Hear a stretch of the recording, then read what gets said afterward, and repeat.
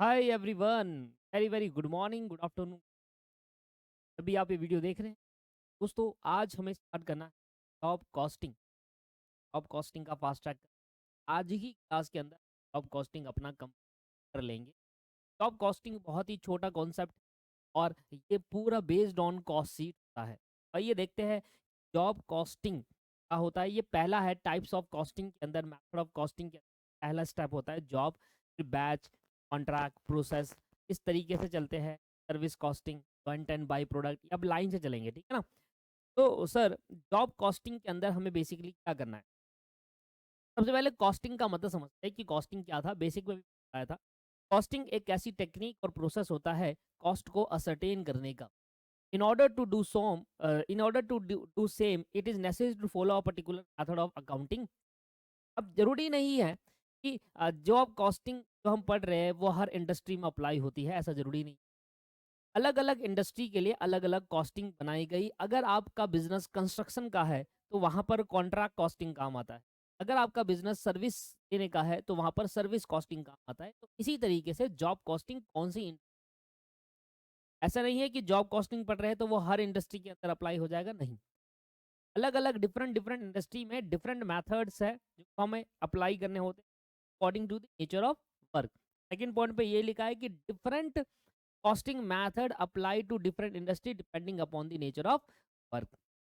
Point क्या है कि कॉस्टिंग क्या होती है। कॉस्टिंग का मतलब होता है जब भी हम किसी भी प्रोडक्ट की कॉस्ट निकालने के लिए जो टेक्निक, जो मेथड लगाते हैं उस कॉस्टिंग, ठीक है sir. Costing method are classified into two. दो तरीकों से कॉस्टिंग मेथड को क्लासिफाई करा है। पहला है specific order costing. Specific order costing को जॉब और टर्मिनल कॉस्टिंग भी, जब हम किसी पर्टिकुलर चीज के लिए स्पेसिफिक ऑर्डर कॉस्टिंग कर। और दूसरा है ऑपरेटिंग, जिसको हम सर्विस कॉस्टिंग कहते हैं, प्रोसेस एंड आपके पास पीरियड कॉस्टिंग। तो सर, ये स्पेसिफिक ऑर्डर कॉस्टिंग क्या होता है। इसके अंदर तीन कॉस्टिंग जुड़ी होती है। स्पेसिफिक ऑर्डर कॉस्टिंग के अंदर तीन, टोटल हमारे पास पांच होती है। Job, batch, contract, process, service, total पांच होती है। उस पांच में तीन इधर है और बाकी दो अलग से बना दी गई। ये रहा ऑपरेटिंग, सर्विस एंड प्रोसेस। ठीक है सर। अब ये स्पेसिफिक ऑर्डर कॉस्टिंग क्या होता है वो समझिए। Specific order costing the category of basic costing method applicable where the work consists of separate job, contract and batch of each of which authorized by the specific order, include job costing, batch costing और contract। Sir, specific order costing एक तरीके की basic costing method है जहां पर ये उस जगह पर एप्लीकेबल होता है जहां पर आपके लिए सेपरेट जॉब के बारे में आपको निकालना। सेपरेट जॉब, लेट सपोज कि मैं कोई बिजनेस कर रहा हूं और उसमें मैं हाईवे का कंस्ट्रक्शन कर रहा हूं या मॉल का construction. Mall is a separate job, ठीक है जी। मैं दवाइयाँ बना रहा हूँ तो दवाइयाँ एक सिंगल नेचर की दवाइयाँ बहुत बल्क में बना रहा हूँ, तो दवाइयाँ इज अ सेपरेट जॉब। मेरे को ऑर्डर आया है कि आपको एक कस्टमाइज कंप्यूटर बनाना है, हैवी कंप्यूटर बनाना है आपको, that is called separate job. तो जहां भी आपके पास सेपरेट जॉब हो, कॉन्ट्रैक्ट हो या बैच हो, उस जगह पर ऐसा नेचर ऑफ वर्क होगा तो वहां पर स्पेसिफिक ऑर्डर कॉस्टिंग लगेगी उस पर्टिकुलर जॉब की कॉस्ट को कैलकुलेट करने के। स्पेसिफिक ऑर्डर कॉस्टिंग में बेसिकली हम ये देखते हैं जहां पर मुझे separate job, separate construction work, separate batch मिल रहा है और स्पेसिफिक मिल रहा है। भैया, मेरी कंस्ट्रक्शन कंपनी है, मैं तभी अपनी कंस्ट्रक्शन स्टार्ट कर पाऊंगा जब मैं पर्टिकुलर कोई मुझे कंस्ट्रक्शन का ऑर्डर प्लेस करेगा। इसी तरीके से जब ऐसी सिचुएशन आती है तो हम उस केस के अंदर स्पेसिफिक ऑर्डर कॉस्टिंग लगाते हैं और पर्टिकुलर एक जॉब की कॉस्ट कैलकुलेट करते हैं। यहाँ पर एक जॉब की, एक कॉन्ट्रैक्ट की, एक बैच की कॉस्ट कैलकुलेट करा जाएगा। जबकि जो स्पेसिफिक ऑर्डर कॉस्टिंग नहीं होती वहां पर हम टोटल में कॉस्ट कैलकुलेट करते हैं, ना कि एक पर्टिकुलर जॉब में। दोनों में फर्क है। स्पेसिफिक ऑर्डर कॉस्टिंग में हम पर्टिकुलर एक जॉब की कॉस्ट को कैलकुलेट करते हैं, एक जॉब की कॉस्ट को प्रॉफिट कैलकुलेट करते हैं। जबकि नॉन स्पेसिफिक ऑर्डर कॉस्टिंग के अंदर हम पर्टिकुलर एक जॉब की ना करते हुए ओवरऑल कैलकुलेशन करते हैं टोटल कॉस्ट। सर, जब हमने कॉस्ट शीट चैप्टर पढ़ा था तो आपको ध्यान होता कि कॉस्ट शीट के अंदर हम पर्टिकुलर ओवरऑल एक यूनिट की नहीं बना रहे, कभी 10,000 यूनिट था, कभी 50,000 यूनिट था, उसकी कॉस्ट कैलकुलेट कर रहे थे। वहां स्पेसिफिक ऑर्डर कॉस्टिंग अगर मैं पर्टिकुलर एक जॉब नंबर 205 की कॉस्टिंग कर रहा हूँ, that's called specific order costing. समझ में आया? चलिए, तो आइए आप पहला चैप्टर स्टार्ट करते हैं, जॉब कॉस्टिंग, उसके बैच प्रोसेस कौन इस तरीके से चलेगा अपना ना। तो पहला चैप्टर स्टार्ट करते हैं जॉब कॉस्टिंग, और आज इस चैप्टर को हम फास्ट ट्रैक में कवर कर लेंगे। तो जॉब कॉस्टिंग एक तरीके का स्पेसिफिक ऑर्डर कॉस्टिंग होता है, और ये कब अप्लाई होता है? ये तब अप्लाई होता है जब आप पहले से कोई नॉन स्टैंडर्ड जॉब पे काम नहीं, नॉन स्टैंडर्ड जॉब पे काम कर। नॉन स्टैंडर्ड का मतलब हुआ, भाई मैं पहले से ना प्रोडक्ट बनाकर नहीं रखता। जैसे कि एक फर्नीचर की दुकान है, उस फर्नीचर की दुकान में आप देखते हो, जब जाते हो तो उस दुकान पे देखते हो कि पहले से बेड बने हुए हैं, उसमें से सेलेक्ट करते हो आप बेड खरीदना है तो, पहले से फर्नीचर होते हैं, पहले सोफा है, पहले से अलमारी है, सब पहले से बना हुआ है, स्टैंडर्ड जॉब है आपके पास, सब पहले से बना हुआ है। आपको देखना है कि कौन सा आपको पसंद आ रहा है, वो आपके लिए। जॉब कॉस्टिंग में ऐसा नहीं होता। जॉब कॉस्टिंग में क्या होता है, जब कोई कस्टमर अपने स्पेसिफिक रिक्वायरमेंट बताता है उस पर्टिकुलर पर्सन को जो बेच रहा है, तो वो एज अ जॉब माना जाएगा हमारे लिए। लेट्स सपोज कि कोई कस्टमर आया हमारे पास, कहता है सर मुझे ना इस तरीके से बेड बनाना है, मुझे गोल चाहिए बेड, ऐसे नहीं चाहिए, मुझे गोल में चाहिए बेड। तो मुझे गोल बेड बनाना है, तो बताइए सर इसका क्या कॉस्ट आएगी, कितना पैसे का ये पड़ेगा। तो हमारे लिए अब वो जॉब हो गई, अब उसकी रिक्वायरमेंट के हिसाब से हम काम करेंगे। जॉब कॉस्टिंग के अंदर एक पर्टिकुलर पर्सन तभी काम कर सकता है जब उसके पास ऑर्डर आए। अगर उसके पास ऑर्डर नहीं आ रहा तो वो खाली बैठा रहेगा। जैसे कि फोटोकॉपी वाले भैया, फोटोकॉपी वाले भैया बस खाली बैठे रहेंगे जब तक कोई पर्सन आकर ये ना कह दे कि इस बुक की प्रिंटिंग कर दो, मुझे इस बुक की फोटोकॉपी कर दो, वो तब तक खाली बैठा रहेगा। तो वो क्या कर रहा है, वो जॉब कर रहा है, वो स्पेसिफिक ऑर्डर कॉस्टिंग कर रहा है, वो जॉब कॉस्टिंग कर रहा है। अब उसको एक पेज की क्या कॉस्टिंग आ रही है वो हमें निकाल कर देना, एक पेज की क्या कॉस्टिंग। ऐसे पर्टिकुलर पर्सन, जो कंपनी कस्टमर के ऑर्डर पर या कस्टमर की रिक्वायरमेंट पर ही मैन्युफैक्चरिंग करती है, ऐसी कंपनी कॉस्ट को असरटेन करने की जॉब कॉस्ट। मतलब मैं पहले से कोई स्टैंडर्ड प्रोडक्ट नहीं बनाऊंगा, मेरा नॉन स्टैंडर्ड जॉब है। नॉन स्टैंडर्ड मतलब मैं खाली बैठा रहूंगा, जब कोई कस्टमर आएगा तब जाकर मैं अपनी उसकी रिक्वायरमेंट के हिसाब से, उसकी डिमांड्स के हिसाब से, उसकी चाहत के हिसाब से मैं अपने मैन्युफैक्चरिंग स्टार्ट करूंगा। अदरवाइज मैं खाली बैठा, ऑर्डर आएगा तब काम होगा, ऑर्डर नहीं आएगा कोई काम नहीं होगा। जब ऑर्डर आया तो मतलब जॉब आ गई, और जॉब पे काम करूंगा तो उसकी costing, that's called job cost. जो कंपनी कस्टमर के ऑर्डर पे, कस्टमर की रिक्वायरमेंट पे मैन्युफैक्चरिंग स्टार्ट करती है, उस कॉस्ट कंपनी के अंदर कॉस्टिंग निकालने के लिए जॉब कॉस्टिंग अप्लाई किया जाता है। अब क्या विशेषता है जॉब कॉस्टिंग की, क्या फीचर्स है? No two order are alike and each job need a special treatment and special job has its own job number। वो भी दो जॉब एक जैसा समान नहीं होगी। मान लीजिए मैं कंप्यूटर असेंबल करता हूं, तो दो कस्टमर मेरे पास आते हैं, अब सेम कंप्यूटर नहीं बनाएंगे मेरे, उसकी अलग रिक्वायरमेंट होगी, उसकी अलग रिक्वायरमेंट होगी, दोनों का काम अलग होगा, दोनों में खर्चा अलग आएगा। तो कहता है not two order are alike, एक जैसे नहीं होंगे। हर एक जॉब आपस में डिफरेंट होगी, उस पर स्पेशल ट्रीटमेंट किया जाएगा, हर एक जॉब में खर्चा अलग होगा, हर एक जॉब का ट्रीटमेंट अलग होगा, और हर एक जॉब को जॉब नंबर दिया जाएगा। अच्छा ये जॉब नंबर 1 आई, ये 2 आई, ये 3 आई, ये 4 आई, ऐसे तरीके हर जॉब अलग अलग होगी। Job are executed for different customer according to their specification requirement. Job execute की जाएगी, काम को एग्जीक्यूट किया जाएगा कस्टमर की रिक्वायरमेंट पे, डिफरेंट कस्टमर डिफरेंट रिक्वायरमेंट्स, उसके हिसाब से काम किया जाए। Normally normally of a short duration. Job costing की एक सबसे अच्छी खासियत यह है, ये शॉर्ट ड्यूरेशन का रहता है। अगर मैं कंस्ट्रक्शन का काम कर रहा हूं तो कंस्ट्रक्शन लॉन्ग ड्यूरेशन चलता है, वो भी एक स्पेसिफिक ऑर्डर कॉस्टिंग है, वहां पर भी ऑर्डर आने पे ही काम किया जाएगा। भाई मेरा बिल्डिंग का कंस्ट्रक्शन कर दो ना, ठेकेदार साहब को कहता है भाई ये मेरा घर बना दो, तो वो ठेकेदार जब तक खाली बैठा रहेगा, जब तक कोई घर बनाने के लिए, अपना घर थोड़ी बनाता रह जाएगा बार बार, ठीक है, तो वो घर बनाने का ऑर्डर आएगा तब काम करेगा, पर वो लॉन्ग टर्म है, शॉर्ट टर्म नहीं। ये फर्क होता है कंस्ट्रक्शन और जॉब कॉस्टिंग है, ये शॉर्ट टर्म होता है। नॉर्मली शॉर्ट टर्म ड्यूरेशन में कंप्यूटर कितने दिनों में बन जाएगा, ज्यादा से ज्यादा एक हफ्ते में बनकर तैयार। अब तो 2 दिन में बन के तैयार हो जाते हैं, बाहर से पार्ट लेकर असेंबल कर दिया, तैयार हो गया। We calculate the cost of each job as an individual. Job costing के अंदर हम हर एक जॉब का इंडिविजुअल कॉस्ट कैलकुलेट करते हैं, और उस जॉब को कैलकुलेट करने के लिए हमें जॉब कॉस्ट शीट बनानी पड़ती है। क्या बनानी पड़ती है? जॉब कॉस्ट शीट, दूसरा नाम है job cost card.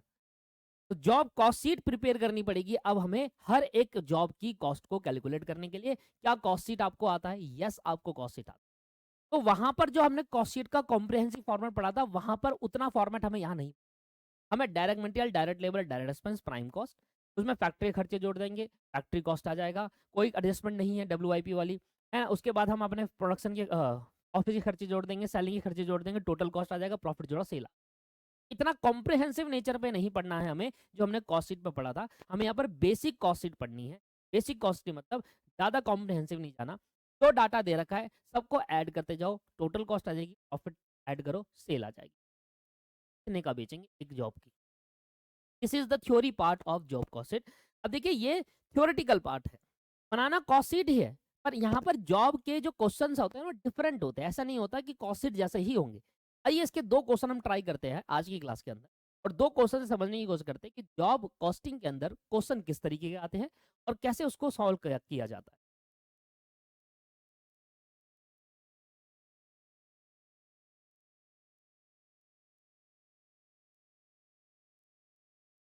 Sir book का मैंने क्वेश्चन लिया हुआ है।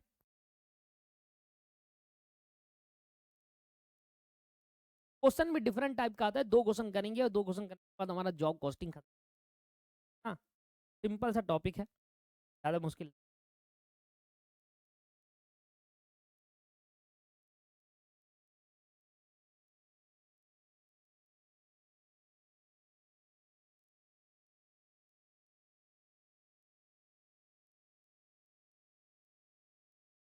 बुक का ही क्वेश्चन ले रहा हूँ। A work order for 100 unit for a commodity has to pass through 4 different machine which the machine are rate। एक जो वर्क ऑर्डर हमें पाया 100 यूनिट बनाने का किसी कॉमोडिटी का, तो 4 मशीन से होकर गुजरता है। Machine P, machine Q, machine R और मशीन S। इसके रेट भी दे रखा है कि अगर 1 घंटा मशीन P तो 1.25 रुपये की कॉस्ट आएगी, और अगर 1 घंटा मशीन Q चलेगी तो 2.5 रुपये की कॉस्ट आएगी, R चलेगी तो 3, S चलेगी तो 2। R पर रेट दे रहा है different machine. Following expense have been incurred on the work order। Work order मतलब जॉब ऑर्डर। मटीरियल इतने का लगा 8,000 रुपए का, वेजेस लग गए 500 रुपए का। Machine P has engaged for 200 hour. अब मशीन P 200 घंटे चली उस काम को करने के लिए, मशीन Q 160 घंटे, मशीन R 240 और मशीन 132 घंटे चली। After the work order has been completed, material worth 400 were found to be surplus and return to the store. एक नया चीज नया चीज आया कि भैया देखो काम कंप्लीट होने के बाद हमने देखा पता चला जो मटेरियल है ना, 400 रुपए का मटेरियल हमारे को ऐसा फाउंड हुआ है कि ज़्यादा मंगा लिया था हमने, तो हम इसको 100 रुपये वापस कर रहे हैं। तो मतलब हमारा ही गोडाउन है, वहाँ पर उसको वापस कर रहे हैं, तो लगा ही नहीं मटेरियल। ठीक है। Office overhead used to be 40% of the work cost. भाई जितनी भी प्राइम कॉस्ट है उसमें और जोड़ूंगा तो वर्क कॉस्ट आ जाएगा, उसका 40% होगा office overhead. But on account all round rise in the cost of administration, distribution, sale, there has been 50% rise in office overhead expenditure। वो कह रहा है 50% राइज हो गया ऑफिस के ओवरहेड एक्सपेंडिचर पे। Moreover it is not that 10% of production will have to be scrapped. 10% production भैया scrap हो जाता है, इसके as not being up to the specification according नहीं आता पाता, और उसको हम बेच देते हैं स्क्रैप को। The sale proceed of the scrap output will be only 5% of the cost of sale. Cost of sale का 5% के बराबर स्क्रैप वैल्यू आती है। If the manufacturer want to make a profit of 10% on total cost, 20% on total cost of the work order, find out the selling price of unit of commodity ready for। अब वो जो commodity आप बना रहे हो उसको बेचने के लिए कितने रुपए का बेचोगे, क्या उसका सेल प्राइस होगा, वो निकालो। ओके, सिंपल सा क्वेश्चन है, बस क्वेश्चन को थोड़ा कॉम्प्लिकेटेड बना दिया है इधर उधर चीजें डालकर, इधर उधर चीजें डाल के आपको कॉम्प्लिकेटेड बना दिया। सबसे पहले तो भैया मटेरियल कितने का आया वो जोड़ेंगे, पर उसमें से 400 का मटेरियल वर्क खत्म होने के बाद हमने वापस कर दिया, तो नेट कितने का आया वो लिखूँ। यहाँ पे लिख देंगे कंप्यूटेशन ऑफ सेलिंग प्राइस, या लिख दो सीधा सीधा job cost sheet. Job cost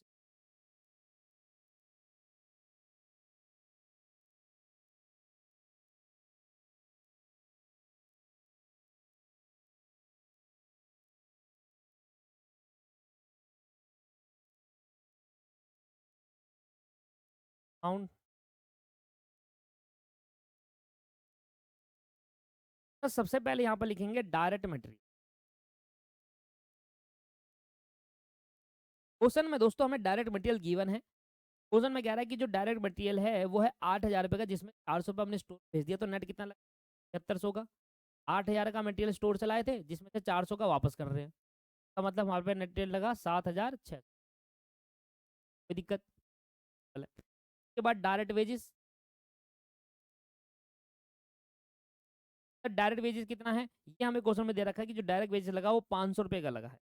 500 रुपये का डायरेक्ट वेज लगा है, इसको मतलब इसको हम जोड़ देंगे तो आ जाएगा prime cost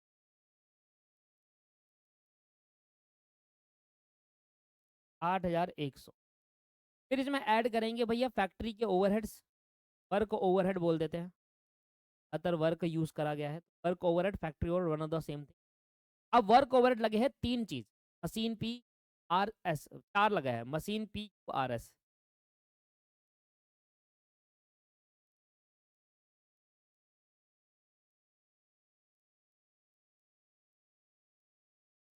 are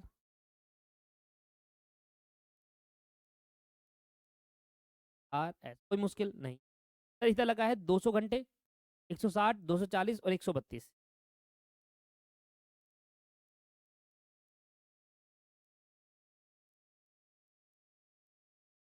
multiply by rate भी दिया हुआ था सर। रेट दे रखा है ऊपर 1.25, 2.50, 3, 1.25, 0.50 और 2.25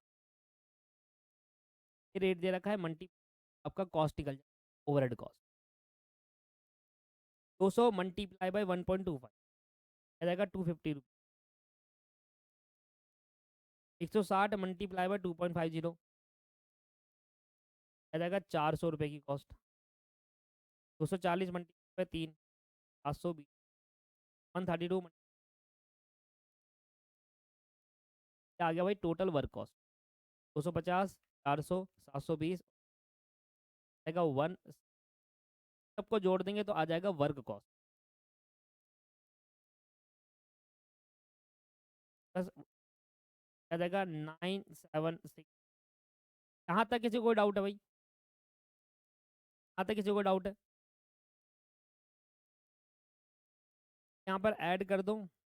एक काम करो पहले लेस कर लो sale proceed, sale of scrap.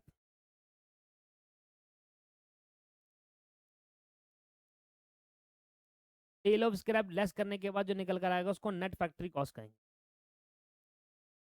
Net work cost.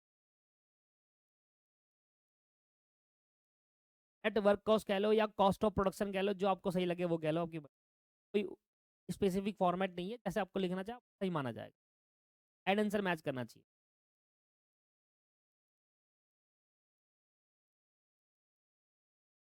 ये बाद में लेस होगा क्योंकि ये कॉस्ट ऑफ सेल से निकलेगा, ये लेस नहीं कर सकता। यहाँ पर पहले जोड़ेंगे ऑफिस ओवरहेड, क्यों कि वो कह रहा था कि जो कॉस्ट ऑफ जो सेल प्रोसीड सॉरी जो सेल प्रोसीड हुआ है वो कॉस्ट ऑफ सेल का 10% है, 5% है सॉरी। तो कॉस्ट ऑफ सेल निकालूंगा पहले एंड देन फिर कॉस्ट ऑफ सेल आने के बाद 5% निकाल के वहीं पर लेस कर दूंगा। तो ऐसा नहीं है, जरूरी नहीं है कि सेल ऑफ स्क्रैप आपको वर्क कॉस्ट के बाद ही लेस करनी है। मैंने कहा ना जॉब कॉस्ट शीट कोई स्पेसिफिक फॉर्मेट नहीं है, तो कॉस्ट शीट की तरह कोई कॉम्प्रिहेंसिव फॉर्मेट को स्पेसिफिक यूज नहीं करना।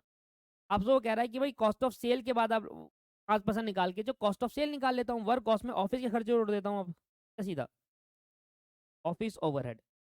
ऑफिस ओवरहेड के बारे में कह रहा था कि देखो ऑफिस ओवरहेड जो है वो 20% जो 40% वर्क कॉस्ट का है ऑफिस ओवरहेड, 40% है वर्क कॉस्ट का, 40% है वर्क कॉस्ट। तो अब यहाँ पे निकालूंगा 9767 का 40%, ठीक है जी। फिर वो कह रहा था कि जो 40% आप निकालोगे ना उसमें आपका 50% बढ़ोतरी हुई है, इस बार ओवरहेड बड़े हैं। याद करो वहां पर लिखा हुआ था, क्या कह रहा था वो 50% राइज इन ऑफिस ओवरहेड। तो ठीक है, पहले मैंने 40 निकाला तो मैंने देखा 9767 का 40% कितना होता है, ये आ गया 3906.8। अब इसमें प्लस कर दो 50% जो बढ़ गया 5860, 9767 प्लस 5860। सेलिंग एंड डिस्ट्रीब्यूशन तो नहीं है, का मतलब 15,627 ही आपका क्या है सर, कॉस्ट ऑफ सेल है। सेलिंग एंड डिस्ट्रीब्यूशन है ही नहीं मेरे पास।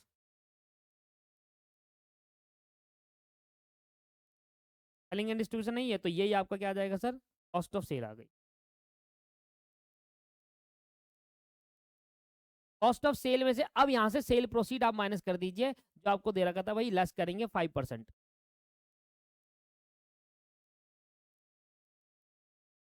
करेंगे सेल, सेल ऑफ स्क्रैप। इसके बारे में एक बार पढ़ लो, सेल ऑफ स्क्रैप के बारे में। 5% क्या है, 10% क्या है। It is known that 10% of production will have to be scrap as not being up to the specification. तो 10% तो भैया स्क्रैप हुआ, 10% क्या हुआ, स्क्रैप हो गया। ठीक है, तो पहले मैं निकालूंगा 15,000, ये मेरा जो टोटल कॉस्ट ऑफ सेल का मतलब होता है जो यूनिट बिकने को तैयार है, उसका 15%, 15,627 का 10% तो हो गया स्क्रैप, 10% स्क्रैप हुआ। And the sale proceed of the scraped output, scraped output जो स्क्रैप हुआ है, कितना हुआ है स्क्रैप, पहले तो दिखाओ। 15,627 है, इसका 10% हो गया स्क्रैप, मतलब 15,1562.7, क्या है 156.7, इतना भैया स्क्रैप हो गया, इतना हो गया स्क्रैप। कहता है जो स्क्रैप आउटपुट है, देखो यहाँ पे लिखा हुआ है, sale proceed of scrap output will be only 5% of the cost of sale, will be only 5% of the cost of sale. तो हमने कहा भाई 5% के बराबर है, के बराबर है 5% के बराबर। क्या आ गया सर आपके पास, लगभग लगभग 78.135, क्या आया 78.13, क्या आपके भाई कॉस्ट ऑफ सेल प्रोसीड।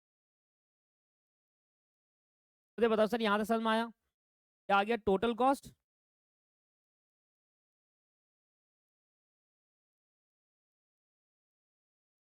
आ गया 115,705 अप्रोक्सीमेट, और इसमें प्रॉफिट ऐड करके निकल जाएगा सर।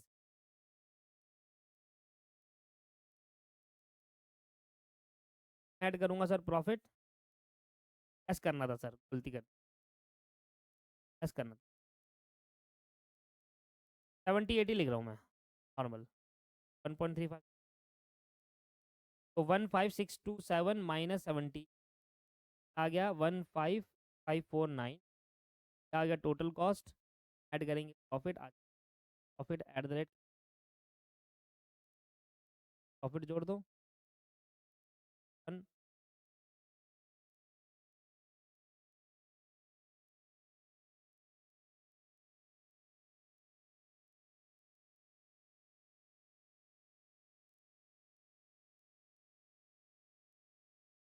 1,600। ठीक है सर, ये बताओ कितने यूनिट बेच रहे थे आप सर, क्वेश्चन में देखेंगे कितने यूनिट बेच रहे थे, 100 यूनिट। एक यूनिट का सेलिंग प्राइस क्या होगा, selling price per unit, 100 unit बेचूंगा 18,659 की, डिवाइड बाई 100 करूंगा तो एक यूनिट का प्राइस होगा 180।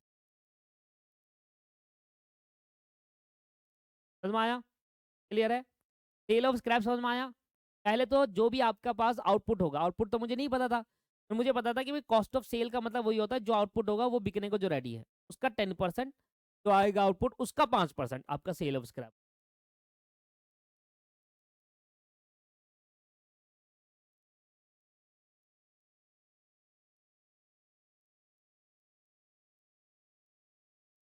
आइए दोस्तों एक क्वेश्चन और करते हैं।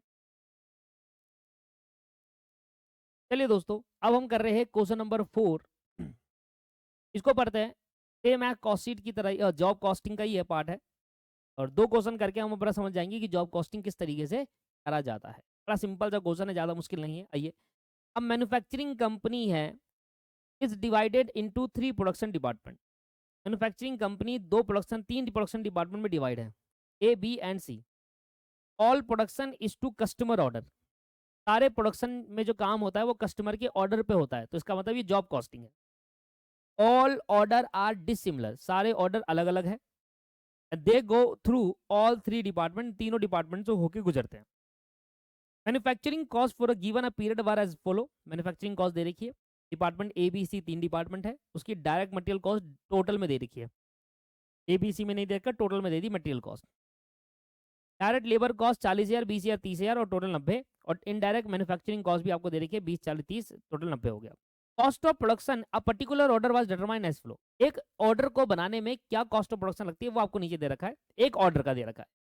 भाई डायरेक्ट मटेरियल 1,000 रुपए के लग जाते हैं एक ऑर्डर बनाने के लिए। डिपार्टमेंट ए के अंदर जो लेबर काम करिए ए बी सी, उसमें 120, 280 और 200 रुपए की कॉस्ट आती है, टोटल 600 रुपए की कॉस्ट आती है टोटल लेबर पर, अलग अलग डिपार्टमेंट का दे रखा है। इनडायरेक्ट मैन्युफैक्चरिंग कॉस्ट 600 आ जाती है, टोटल कॉस्ट आपके पास बन गई 2,200 रुपए की एक ऑर्डर को बनाने में। द जनरल मैनेजर, अब यहाँ से कहानी चेंज होती है। The general manager had a hazy crazy लिखना चाहिए था, crazy idea that the job executed on order of this nature are under priced. ऐसे ही पता नहीं क्या बोल रहा है वो। सर जो जनरल मैनेजर है उसको एक आइडिया आया, उसने कहा कि भैया देखो जो हम ऑर्डर, हमारा जो है नेचर ऑफ ऑर्डर वो अंडर प्राइस है, तो the service of the firm of cost accountant of which you are, आप एक as an cost accountant firm में काम है कर रहे हो, यू आर मेंबर, उसके मेंबर हो उस फर्म के, have been acquired for through a investigation, आप एक इन्वेस्टिगेशन कर रहे हो, और can you deduct after a carefully perusal of the limited available information, आपके पास एक लिमिटेड अवेलेबल इन्फॉर्मेशन है, the fundamental fallacy of the company method assuming that the direct labor cost is acceptable basis distribution indirect manufacturing cost। कहता है indirect manufacturing cost को direct labour के basis पे बांटना है, that is called overhead recovery rate. Indirect manufacturing cost is a overhead, और उसको किसके बेसिस पे बांटना है, कहता है इसको डायरेक्ट लेबर कॉस्ट के बेसिस पर आप बांटेंगे। Prepare a revise cost sheet for an order distribution of indirect manufacturing cost in manner you consider more correct than the company procedure. अब आप क्या करोगे, आप क्या करोगे, इनडायरेक्ट मैन्युफैक्चरिंग कॉस्ट को डायरेक्ट लेबर के बेसिस पर डिस्ट्रीब्यूट कर दोगे, ओवर डिलीवरी रेट निकाल के, और फिर दोबारा कॉस्ट शीट बनाकर वही ओवर डालेंगे जो हमने अभी नया निकाला है। क्वेश्चन सिंपल है, बस को एक लाइन में क्रिटिकल कर देते हैं जॉब कॉस्टिंग के क्वेश्चन को, यही होता है इसमें।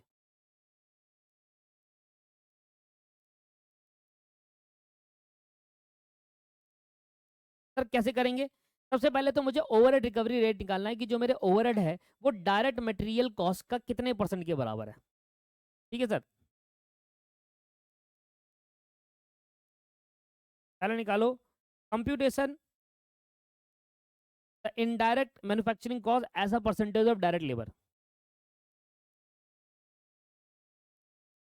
Computation the indirect manufacturing cost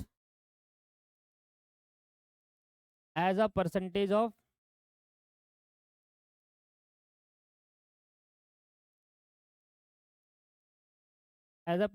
direct labour.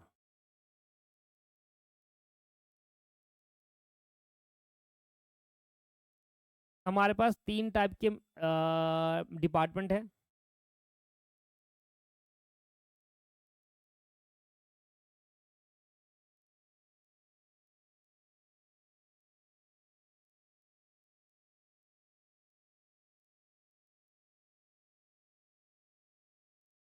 ए हो गया, डिपार्टमेंट बी हो गया, डिपार्टमेंट सी।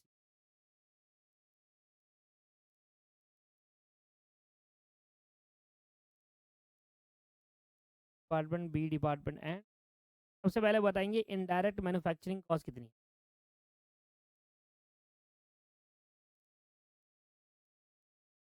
अगर आप देखें तो इनडायरेक्ट मैन्युफैक्चरिंग कॉस्ट आपको दे रखी है, तो 20,000, 40,000, 30,000, 20,000, 40,000। डायरेक्ट लेबर कॉस्ट कितनी दे रखी है, डायरेक्ट लेबर कॉस्ट दे रखी है सर 20,000, 40,000, 20,000, 30,000, 40,000, 30,000। अब निकालूंगा percentage of direct manufacturing cost on direct labour. Indirect manufacturing cost on direct labour कैसे निकालोगे भाई, 20,000 रुपये है डिवाइडेड बाई 40,000 लेबर है multiply by 100। Sir 40,000 overhead cost है, ये आ गई 20,000 material labour cost multiply by 100, 30,000 divide by 30,000 multiply by 100, 30K divide by 30K multiply by, यहाँ आ जाएगा 20 डिवाइड बाई 40 मल्टीप्लाई बाई 100, यह आ जाएगा 50%। 40 डिवाइड बाई 20 मल्टीप्लाई बाई 100, यह आ जाएगा 200%, और यह आ जाएगा 100। ये निकाल लिया कि as a percentage of direct labour क्या है, as a percentage of direct labour क्या है। बस क्योंकि आपको परसेंटेज मिल गया है। अब आप रिवाइज कॉस्ट शीट बनाओ और ये परसेंटेज अप्लाई करना अब डायरेक्ट लेबर के हिसाब से। अब जो भी डायरेक्ट लेबर होगा उसमें इनडायरेक्ट मैन्युफैक्चरिंग कॉस्ट में ये परसेंटेज अप्लाई करेंगे।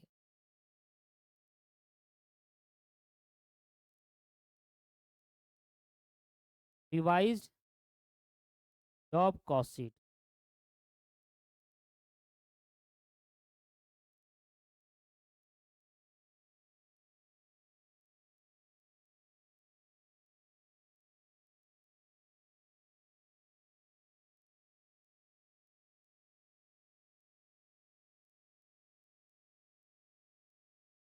अब सबसे पहले आएगा डायरेक्ट मटेरियल। भाई डायरेक्ट मटेरियल कितना दे रखा था?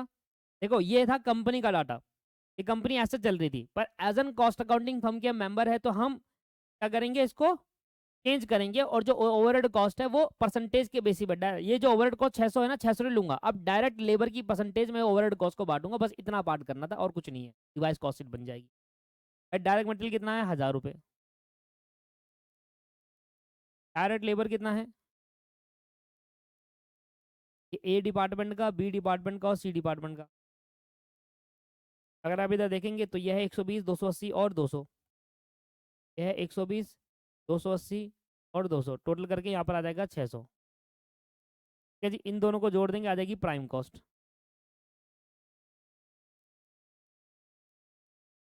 और यहाँ पर जोड़ेंगे फैक्ट्री ओवरहेड। ठीक है सर, तो क्या आ गया? Indirect material cost. अब डायरेक्ट 600 नहीं जोड़ी जाएगी, अब डिपार्टमेंट वाइज जोड़ा जाएगा। ए बी सी, फिर से डिपार्टमेंट निकालो, इनकी लेबर कॉस्ट कितनी है? 120 है, यहाँ 280 है और यहाँ 200 है। और हमने इसका परसेंटेज निकाला था कि जो इनडायरेक्ट मटेरियल कॉस्ट है, डायरेक्ट मैन्युफैक्चरिंग कॉस्ट जो है वो डायरेक्ट लेबर का परसेंटेज का क्या है? डायरेक्ट मैन्युफैक्चरिंग कॉस्ट 50, 200 और 100। 50%, 200% और 100%। 120 का 50% आ गया आपके पास 60। 280 का 200% आपके पास आ गया 560। और ये 100% आ गया 200। 60, 560 और 200, इसके बाद कोई भी खर्चे आपको नहीं दे रखे। देन टोटल करेंगे, आ जाएगा टोटल कॉस्ट 1600, क्या जाएगा 2420, योर फाइनल आंसर। तो वो कह रहा था रिवाइज कॉस्ट शीट बनाओ और ओवरहेड को डायरेक्ट मटेरियल के परसेंटेज में बांटो, बस इतना करना था और हमने उतना करके दिखा दिया। समझ आया या नहीं आया बताओ?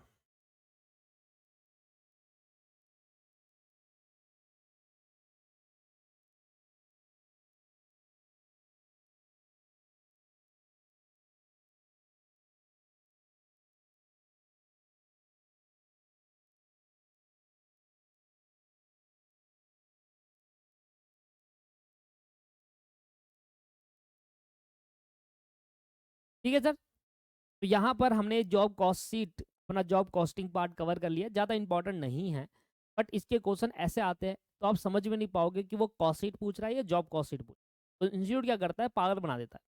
इंस्टीट्यूट कॉस्ट शीट की जगह कभी कभी जॉब कॉस्ट शीट डाल देता है, क्योंकि वो भी कॉस्ट शीट की तरह ही होता है और कॉस्ट शीट का क्वेश्चन तो पक्का आता है पेपर के अंदर। तो इसको भी उतना ही कंसिडर करके चलिएगा, क्योंकि है ये कॉस्ट शीट ही, बट एक पर्टिकुलर जॉब के परस्पेक्टिव से हम पढ़ते हैं और इसके अंदर कुछ ऐसे ऐसे चीजें डाल देता है इंस्टीट्यूट कि स्टूडेंट कहता है कि अब करूँ क्या, समझ ही नहीं आ रहा, तो उसकी प्रैक्टिस कर लेना। ठीक है सर, कुछ क्वेश्चन ऐसे खतरनाक डाल देगा तो आप नहीं कर पाओगे और समझ ही नहीं पाओगे कि सर कॉस्ट शीट था क्या था। ठीक है, तो क्वेश्चन की प्रैक्टिस के कर लीजिएगा, बाकी आप पे छोड़ दिया, मैंने आपको रिवाइज करा दिया है। नेक्स्ट क्लास में हम स्टार्ट करेंगे बैच कॉस्टिंग। ठीक है जी, आज क्लास को यहीं पर समाप्त करेंगे। Have a nice day, bye bye and take care.